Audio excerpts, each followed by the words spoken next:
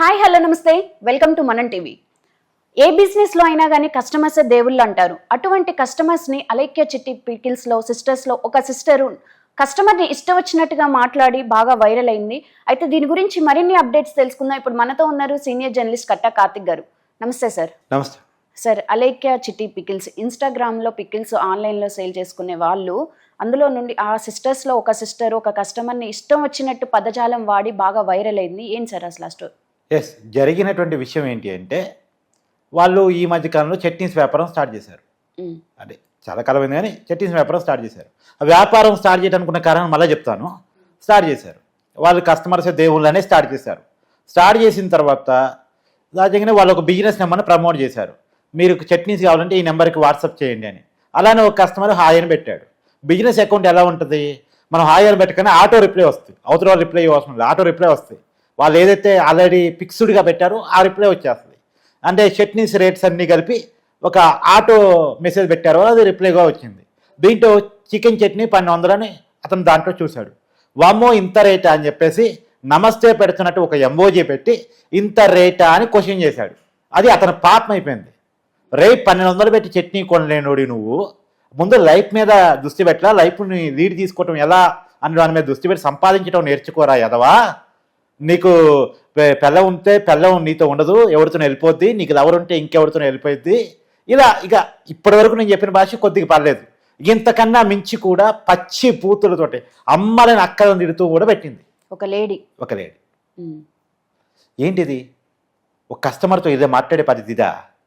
అందులో ఇన్స్టాగ్రామ్లో ఇన్ఫ్లుయెన్స్ వచ్చేసరికి తనకు ఫాలోయింగ్ వచ్చేసరికి మనుషులు ఇలా మారిపోతారా? ఒకప్పుడు వీళ్ళు చాలా వినయంగా వినమంగా వీడియోలు చేసిన వాళ్ళే. తర్వాత కాలంలో కొద్దిగా ఏదో ఎక్స్పోజ్ చేస్తూ షార్ట్ వేసుకుని వీడియోలు చేస్తూ కొద్దిగా ఫాలోయింగ్ సంపాదించుకున్నారు. ఈ మధ్యకాలం ఇది బాగా ట్రెండ్ అవుతుంది రమ్య. అమ్మాయిలు అమ్మాయిలనే కాదు అబ్బాయిలైనా సరే, అమ్మాయిల్లో కూడా మళ్ళీ అందరిని అనలేము. కొంతమంది మాత్రం చెప్తున్నాను. సో వాళ్ళు కొంతమంది అమ్మాయిలు ఏం చేస్తున్నారు, షార్ట్ వేసుకుని ఎక్స్పోజ్ చేస్తూ ముందు ఫాలోవర్స్ని అట్రాక్ట్ చేస్తున్నారు. పెద్ద ఎత్తున ఫాలోవర్స్ వచ్చిన తర్వాత తమ బిజినెస్ యాక్టివిటీ మొదలు పెడతా ఉన్నారు. నిజానికి ఈ అమ్మాయిలు బిజినెస్ యాక్టివిటీ మొదలు పెట్టడానికి కారణం ఏంటంటే వీళ్ళు చెప్పింది నేను చెప్తున్నాను. ఇప్పటికీ బయట వీడియోలు దొరుకుతా ఉన్నాయి ఇన్స్టాగ్రామ్లో. వీళ్ళు చెప్పింది ఏంటి అంటే, మా పేరెంట్స్ అంటే వాళ్ళ నాన్నగారు ఈ బిజినెస్ స్టార్ట్ చేశారు, చట్నీల బిజినెస్ స్టార్ట్ చేశారు. అతను చనిపోయారు. మా నాన్నగారి చిన్న కర్మ పెద్ద కర్మ అయిపోయింది. మా నాన్నగారి ఆశయమైనటువంటి పికిల్స్ వ్యాపారాన్ని మేము నడపబోతా ఉన్నాం. మొత్తం 3 సిస్టర్స్ వాళ్ళు మేము నడపబోతా ఉన్నాం. మా నాన్నగారు ఎప్పుడూ మాకు చెప్తా ఉంటారు కస్టమర్సే దేవుళ్ళు అని చెప్పేసి. సో దైవ సమానమైన కస్టమర్స్ కోసం ఈ వ్యాపారాన్ని నడిపించబోతున్నామని చెప్పారు. అలా చెప్పినటువంటి వాళ్ళు ఒక కస్టమర్ని ఈ రకంగా మాట్లాడారు. అంటే ఒకప్పుడు కస్టమర్లే దేవుళ్ళని బిజినెస్ స్టార్టింగ్లో చెప్పారు. ఇప్పుడు వాళ్ళకి బిజినెస్ రావటం ఫలితంగా, వాళ్ళకి ఎక్స్పోజర్ రావటం ఫలితంగా, వాళ్ళకి పెద్ద ఫాలోయింగ్ రావటం ఫలితంగా, డబ్బు రావటం ఫలితంగా కస్టమర్లు చాలా చిన్నవాళ్ళుగా, చాలా బచ్చగాళ్ళుగా, చాలా వాళ్ళకి వేస్ట్ గాలిగా కనపడ్డారా ఇంకేంటనేది వాళ్ళు సమాధానం చెప్పాలి. ఈ రకంగా మాట్లాడేది కస్టమర్స్ తోటి. ఆ కస్టమరే కాదు, అసలు ఎవరితోనైనా ఈ రకంగా మాట్లాడతారా సార్? 4 ఇళ్లలో పని చేసుకోవటం ఎంతవరకు కరెక్ట్ సార్? అది ఎస్ అదే ఈ రకమైనటువంటి యాటిట్యూడ్. నిజానికి వాళ్ళ జీవితం ఏంటి వాళ్ళు ఆలోచించుకోవాలి. ఇవాళ వాళ్ళకి డబ్బు రావచ్చు కాక, ఇవాళ వాళ్ళకి ఫాలోయింగ్ రావచ్చు కాక, వాళ్ళు ఎక్కడి నుంచి ఎదిగారు వాళ్ళు ఆలోచించుకోవాలి. ఇప్పుడు కొంతమందికి ఏంటంటే పేరు ఎదుగుద్ది కానీ మైండ్ ఎదగదు. అవును, వాళ్ళు పర్సనల్గా ఎదగొచ్చు, వాళ్ళు డబ్బులుగా ఎదగొచ్చు, స్థాయి ఎదగొచ్చు, కానీ వాళ్ళ మైండ్ ఎదగదు. వీళ్ళకి మైండ్ ఎదగలేదు. ఆ 3 అమ్మాయిలు కలిసి పెట్టారా? ఒకటే అమ్మాయి పెట్టింది. యాక్చువల్గా ఆ ముగ్గురులో మధ్యలో వాళ్ళు 3 కలిసి ఫోటోలు దిగుతూ ఉంటారు. మధ్యలో ఉండేదో అమ్మాయి పెట్టింది అని చెప్పేసి అంటారు. సరే, అమ్మాయి ఇండివిజువల్గా పెట్టిందా లేదా 3 కలిసి పెట్టారా అనేటువంటిది చూడాల్సింది. ఇప్పుడే కాదట, గతంలో కూడా వీళ్ళు షార్ట్ వేసుకుని వీడియోలు చేస్తూ ఉంటే పొద్దుకు వాళ్ళ నాన్నగారి పేరు తలుస్తుంటారు. కాబట్టి మీ నాన్నగారు ఏ బట్టలు వేసుకోవాలో మీకు చెప్పలేదా, ఇలాంటి బట్టలు వేసుకోమని చెప్పారా అని అంటే డాష్ గాలి సమాధానం చెప్పొద్దని మా నాన్నగారు చెప్పారని చెప్పింది. What is non sense? Dressing మీద కామెంట్ చేస్తూ ఉంటారు సహజంగా. మళ్ళా వాళ్ళకి వీళ్ళ రిప్లై కూడా ఏ రకంగా ఉంది.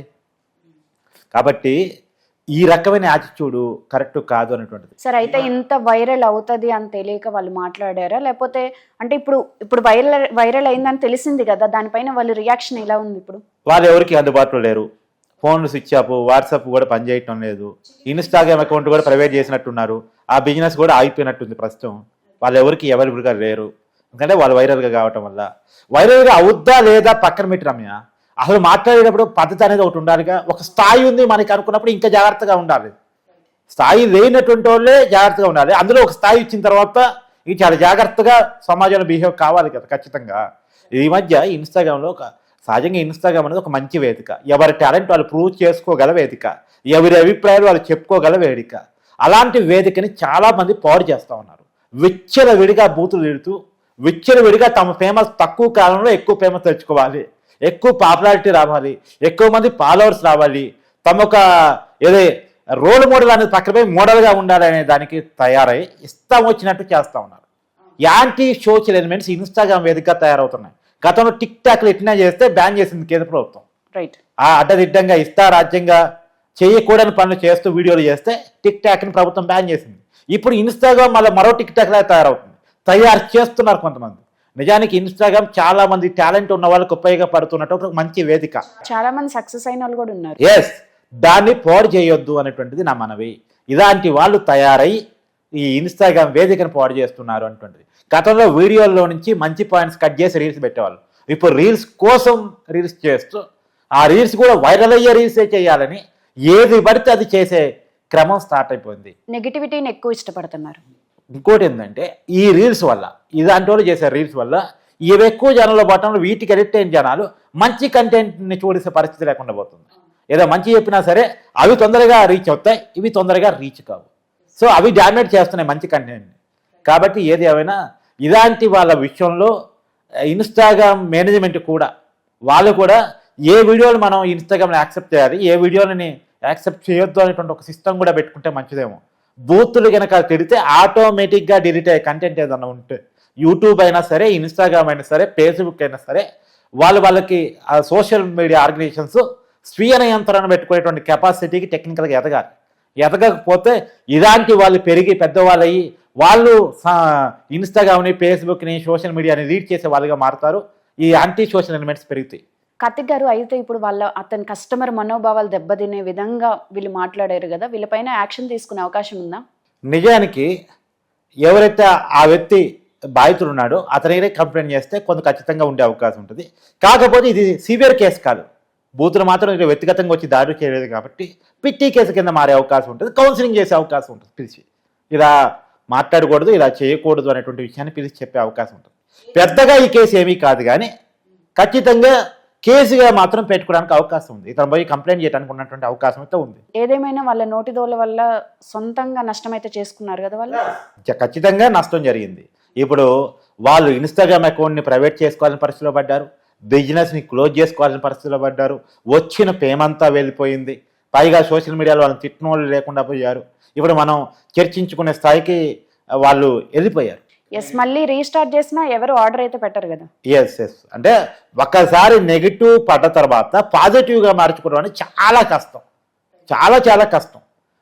ఏదైనా ఒక స్థాయికి ఎదిగి ఒక్కసారిగా జీరోకి పడిపోవటం అంటే కేవలం యాటిట్యూడ్ ఫలితంగా. కేవలం వీళ్ళలోనే కాదు, మనం చాలామంది సెలబ్రిటీలో చూస్తూ ఉంటాం. వాళ్ళు డే 1 చాలా బాగుంటారు, కింది స్థాయిలో ఉన్నప్పుడు చాలా బాగుంటారు. ఎప్పుడైతే ఒక్కసారిగా ఒక లెవెల్ వస్తుందో, సక్సెస్ వచ్చినట్టు అనిపిస్తుందో, దాన్ని వెంటనే యాటిట్యూడ్ మారిపోయింది. రైట్. దానివల్ల ఏం జరిగింది, ఆ సక్సెస్ ఎక్కువ కాలం నిలవదు. ఇప్పుడు దానికి ఎగ్జాంపుల్గా ఎలాగ చెట్టే పీకిల్స్ వాళ్ళు నేను అనుకుంటున్నా. ఎందుకంటే సక్సెస్ రావటం గొప్ప కాదు రమ్య, ఆ సక్సెస్ని నిలబెట్టుకోవడం చాలా గొప్ప. చాలామంది సక్సెస్ పొందుతారు కానీ నిలబెట్టుకోలేక వదిలేస్తారు. ఇప్పుడు ఎలాక చిట్టి వాళ్ళు కూడా సక్సెస్ సాధించుకోవచ్చు కాక కానీ నిలబెట్టుకోలేకపోయారు because of attitude. So attitude సరిగా ఉంటే, నోరు సరిగా ఉంటే, మన మైండ్ సరిగా ఉంటే మన లైఫ్ మంచిగా వెళ్ళిపోతుంది. ఎప్పుడైతే ఇవన్నీ సరిగా లేవో, యాటిట్యూడ్ సరిగా లేదో, నోరు సరిగా లేదో, మన ఆలోచన సరిగా లేదో, మనం అధమ పాతాళానికి పడిపోతాం. బెస్ట్ ఎగ్జాంపుల్గా అలేక చిట్టి పికిల్స్ వాళ్ళు సిస్టర్స్ మనకు కనపడతా ఉన్నారు. ఓకే, థ్యాంక్ యూ కార్తిక్ గారు.